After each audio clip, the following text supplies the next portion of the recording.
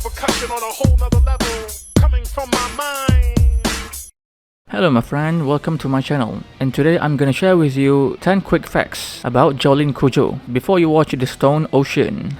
Number 1. She is Jotaro's daughter. Jotaro is a very different protagonist for JoJo's Bizarre Adventure, and he adds a unique and reckless sensibility to Stardust Crusaders. Jolyne's introduction in Stone Ocean very much mirrors Jotaro's, so it is only fitting to learn that she's actually his offspring. Not much is known about the earliest years of Jolyne's life, but apparently, Jotaro wed and had a child with an American lady. Jotaro is largely absent from Jolyne's life, but Stone Ocean heavily revolves around these two figures getting back in touch with each other and forming a real relationship. Number 2. She dislikes the nickname JoJo. One of the fun quirks to each new chapter of the growing saga of JoJo's Bizarre Adventure pertains to who exactly is the JoJo of the story. The earlier seasons of the story chronicle an aging Joseph Joestar, but by the time Stone Ocean comes around, the narrative has centered on Jolyne Cujoh. Curiously, the term JoJo is one of affection and an endearing nickname for previous protagonists from the series. However, Jolyne resents the moniker and anyone who calls her that. It is a special privilege that is usually reserved for her mother. Number 3. She puts her own spin on her family's catchphrase. It is a lot of fun to see how recurring touches and traits carry over between different members of the Joestar family. They are all distinct individuals, but it is always interesting to see the ways they are able to rub off on each other. Jotaro popularized a running phrase throughout the series that he often expresses during moments of exasperation. Yare yare daze roughly translates to an incredulous statement in the same vein as the English phrase, "Give me a break." As a way of honoring her father, Jolyne adopts the trademark but puts her own feminine slant on the phrase by changing it to Yare Yare Dawa. Number 4. She is first sent to prison at 14. When Jolyne is sentenced to her prison term in Stone Ocean, it may be for a crime she did not commit, but she still has a long history of committing minor crimes and misdemeanors. Jolyne's first brush with the law happens at 14 when a misunderstanding over a lost wallet attracts the attention of the police. Jolyne panics and tries to escape with a stolen car, which does not get her very far.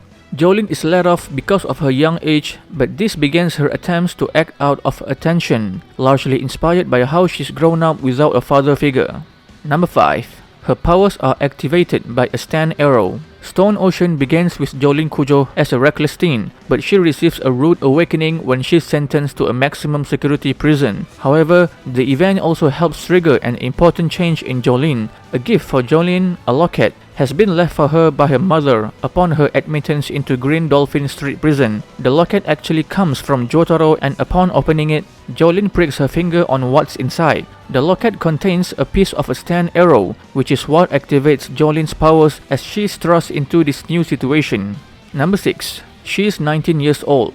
Jolyne's fascination with pushing boundaries begins early in her adolescence, but when Stone Ocean begins, the character is 19 years old and already has spent a number of years as a troublesome youth that's built up a reputation. Jolyne is still young, but her prison sentence promises to keep her incarcerated well into her 30s. Stone Ocean is set in 2002, which turns the clock forward a fair bit from Diamond is Unbreakable, thus explaining how Jotaro's daughter can nearly be 20. This is actually on the older side as far as new JoJo protagonists are concerned. Number 7. She became deathly ill as a child. Stone Ocean largely focuses on Jolyne Cujoh's time as an adult, with a few pointed flashbacks centered on her earlier years as a mischievous teenager. However, Stone Ocean also mentions that Jolyne becomes deathly ill when she's only 6 years old and she nearly passes away.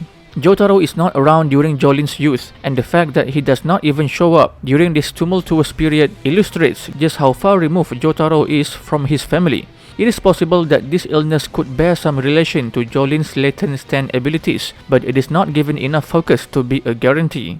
Number 8. She is skilled in hand-to-hand combat. Most of the characters from JoJo's Bizarre Adventure seem to be gifted fighters, whether they have trained to acquire these skills or if they are just innate in these individuals. It seems like martial arts expertise is a natural trait of the Joestar family tree, but Jolyne is especially skilled in the field. Jolyne demonstrates a deep understanding of self-defense and close combat, especially during her fight against Officer Westwood. Jolyne spent time with a motorcycle gang during her teenage years, so it is likely she picked up at least some of her fighting skills in that environment. Number 9. She's sent to prison for a driving under influence murder. Most seasons of JoJo's Bizarre Adventure began in big ways, but Jolyne's predicament at the start of Stone Ocean is particularly suspenseful. A reckless night out leads to Jolyne and her boyfriend Romeo running over someone with their car. Romeo convinces Jolyne to cover up the crime, and it is not long until she's taking the fall for him. Repeated tricks and manipulations of justice see Jolyne pleading guilty to the murder, and she's sentenced to 15 years in Green Dolphin Street Prison as a result. It is an event that greatly shapes her character. And lastly, number 10, her stand is stone-free. There's always a lot of pressure on the stance that a new installment of JoJo's Bizarre Adventure will bring into the canon, but these expectations are even higher when it comes to the stance of the series' main characters. Jolyne only recently learns that she possesses a stand, but she immediately takes to it. Jolyne's stand, stone-free, is string-based, and its ability allows her to unravel her body, which makes her excellent at eavesdropping and mobility. There are many different clever uses for stone-free, which Jolyne continues to figure out during Stone Ocean's run.